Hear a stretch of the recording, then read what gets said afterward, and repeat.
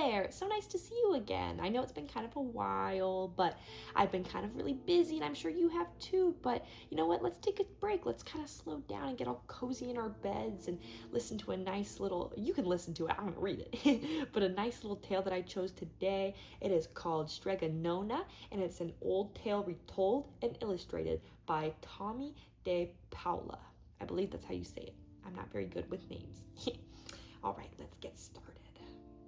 In a town in Calabria a long time ago, there lived an old lady everyone called Strega Nona, which meant Grandma Witch. Although all the people in town talked about her in whispers, they all went to see her if they had troubles. Even the priest and the sisters of the convent went because Strega Nona did have a magical touch, or just a magic touch. She could cure a headache with oil and water and a hairpin, and she made special potions for the girls who wanted husbands, and she was very good at getting rid of warts.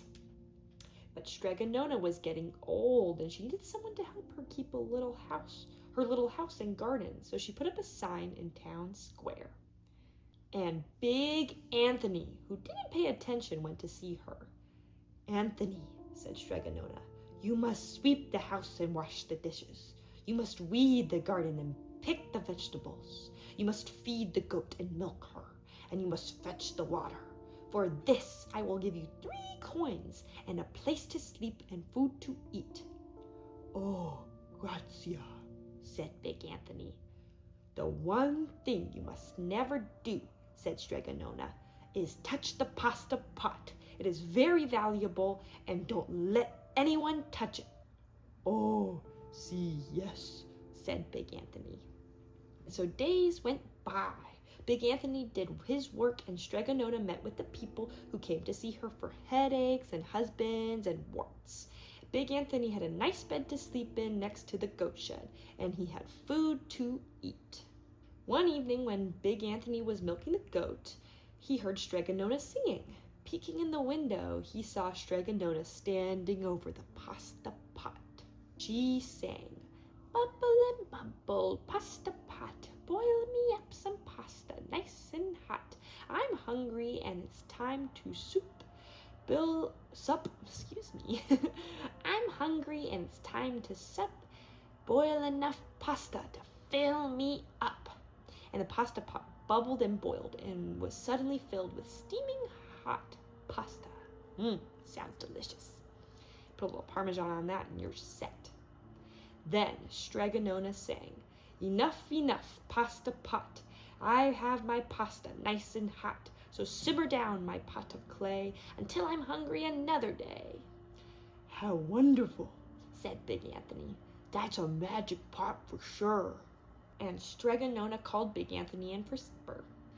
Too bad for Big Anthony, because he didn't see Strega Nona blow 3 kisses into the magical pasta pot. And this is what happened. The next day, Big Anthony went to town square to fetch the water. He told everyone about the pasta pot. And naturally, everyone laughed at him because it sounded so silly, a pot that cooked all by itself. "You better go and confess to the priest, Big Anthony," they said. Such a lie. And Big Anthony was angry, and that wasn't a very good thing to be. No, it's not very good to be angry. "I'll show them," he said to himself. "Someday I will get the pasta pot and make it cook, and then they'll be sorry." The day came sooner than Big Anthony would have thought, because 2 days later Strega Nona said to Big Anthony, "Anthony, I must go over the mountain to see my friend Strega Amelia. Sweep the house and weed the garden. Feed the goat and milk her for your lunch. There are bread and cheese. Oh, go and milk her. And then for your lunch, there are some bread and cheese in the cupboard. And remember, don't touch the pasta pot."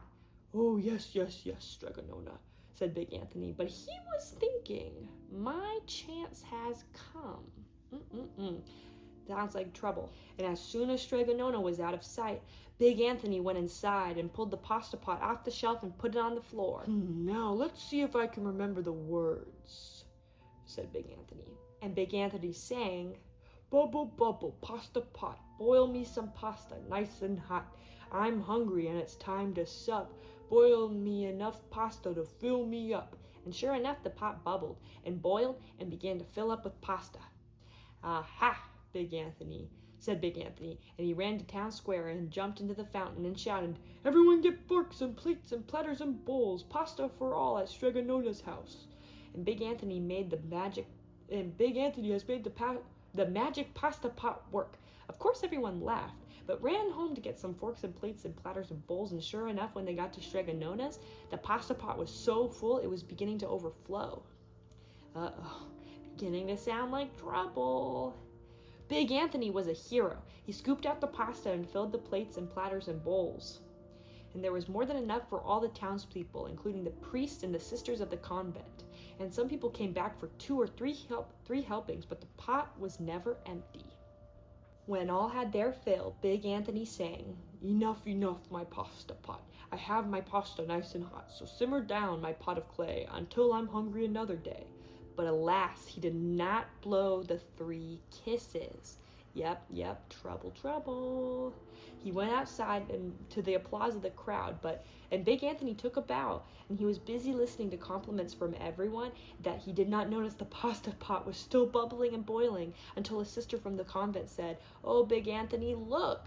And the pasta was pouring out of the pot all over the floor of Strega Nona's house, and it was coming out of the door. Big Anthony rushed in and shouted the magic words again, but the pot kept bubbling. He took the pot off the floor, but the pasta kept bubbling from it. Big Anthony grabbed the cover and put it over the pot and sat on it, but the pasta raised the cover, and Big Anthony as well, and spilled on the floor of Strega Nona's house. "Stop!" yelled Big Anthony, but the pasta did not stop, and if someone hadn't grabbed poor Big Anthony, the pasta would have covered him up. The pasta had all but filled the little house. Out of the windows and through the doors came the pasta pot, and the pot kept right on bubbling. The townspeople began to worry. "Do something, Big Anthony," they shouted, but Big Anthony sang the magic song again, but without the 3 kisses, it did no good. And by this time, the pasta was on its way down the road, and all the people were running to keep ahead of it. "And we must protect our town from the pasta," shouted the mayor. "Get mattresses, tables, doors, anything to make a barricade." But even that didn't work. The pot kept bubbling and the pasta kept coming. "Uh-oh.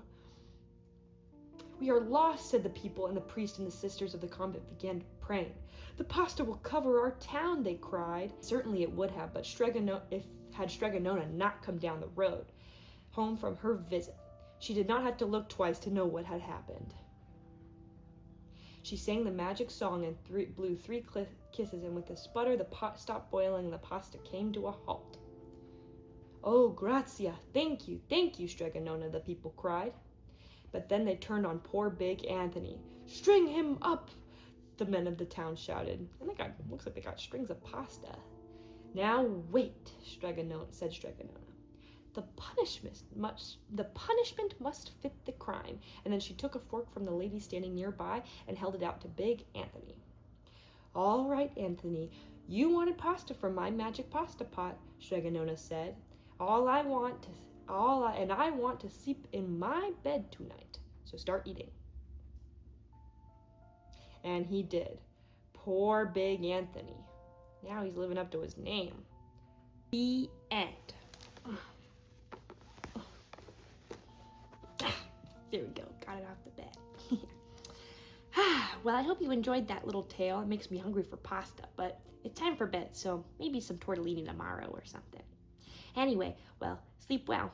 And I'm gonna go turn off the light right over here. Yeah, there we go. Good night, everyone. See you soon. Mwah.